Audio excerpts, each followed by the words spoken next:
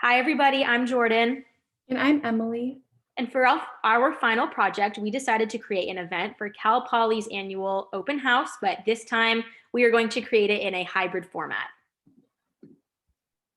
So throughout this presentation, we're going to go over three things. So we're going to talk about what the event is and give you a little bit of background on why we chose open house for our event. We're also going to give you some brief meeting specifications. And then I'm going to go over our marketing strategy as well as the marketing tools that we will, make use of for this project. And Emily will go over the planning and production portion and discuss the venue selection, the budget that we're going to follow, and the schedule and function.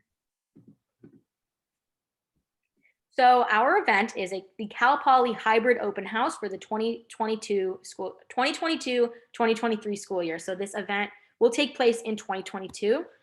And the objectives for our event are to showcase Cal Poly's offerings and kind of just give people a feel for what it's like to be a Cal Poly student, as well as what it's like to live in the San Luis Obispo community.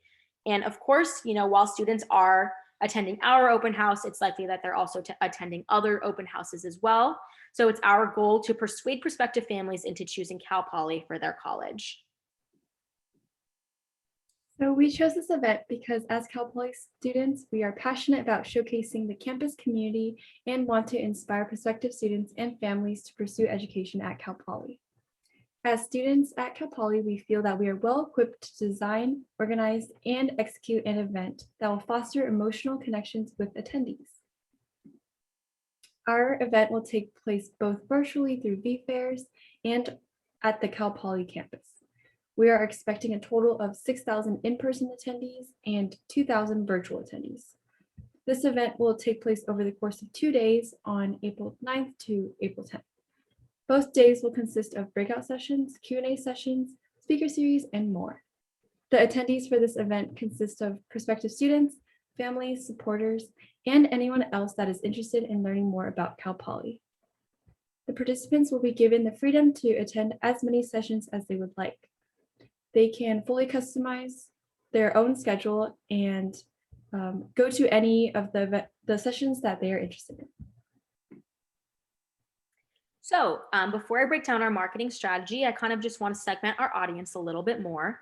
So to identify our audience, the main people that we are targeting towards are Cal Poly prospective students, families, and supporters.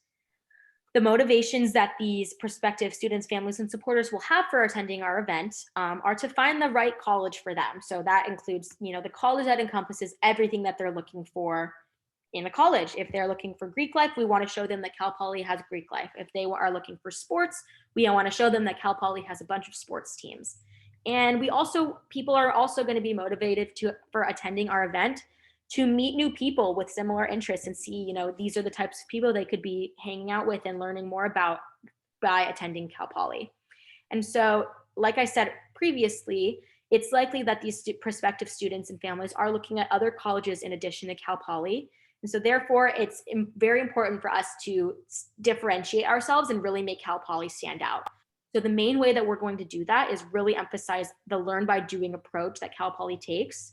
And we're also going to emphasize, the small class sizes that are always taught by professors and never really taught by TAs, which is something that you don't really get at other big schools or, all the UCs.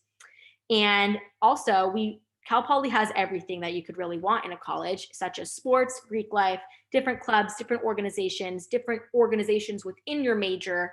And we kind of just want to highlight that Cal Poly has it all. So that is the marketing strategy that we are going to take. And so the tools that we're going to be using to put forth our strategy are direct mail, first and foremost. So we have partnered with a third-party vendor to create 20,000 personalized postcards. So these personalized postcards will have the student's name on them and will extend them a warm welcome to attend the event either in person or virtually.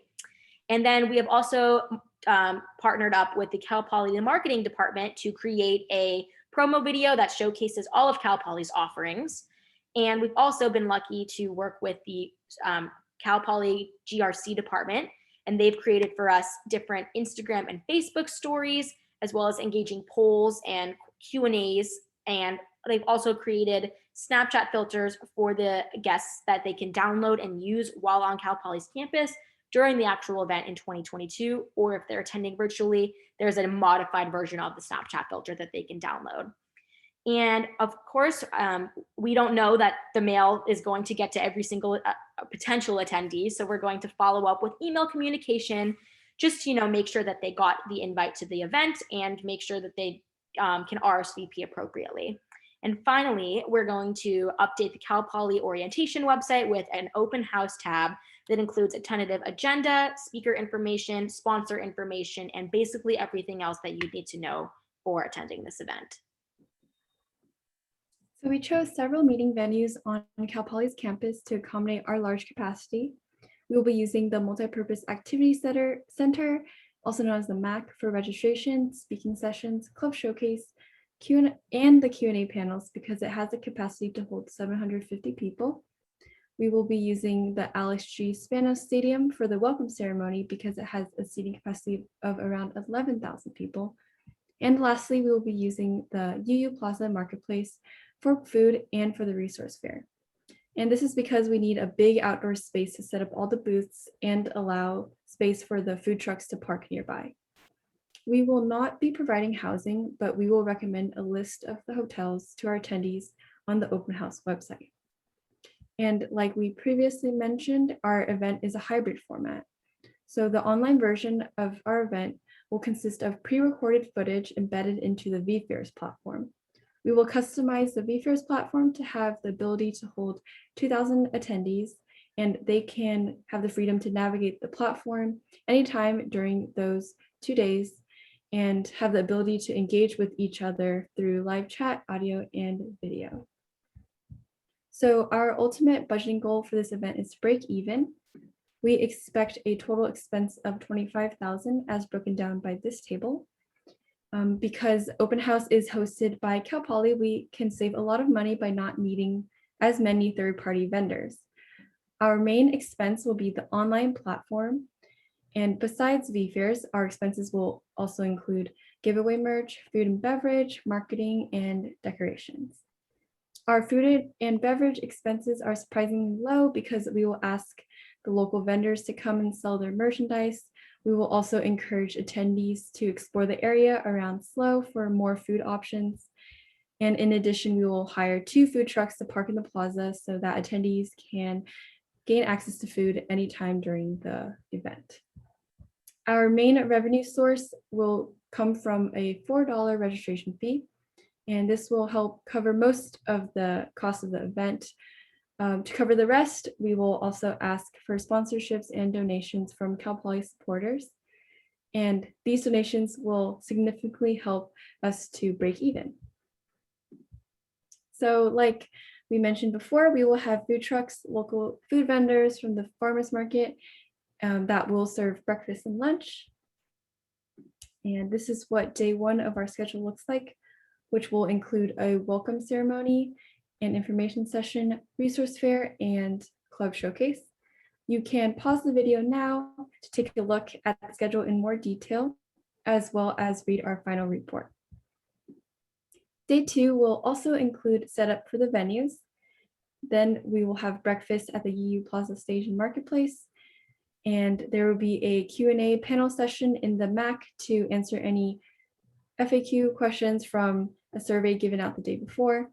And lastly, there are guided walking campus tours in the afternoon for prospective students and the supporters to explore the campus more. The content on vFairs will be open for access starting in the morning on Saturday and close at night on Sunday.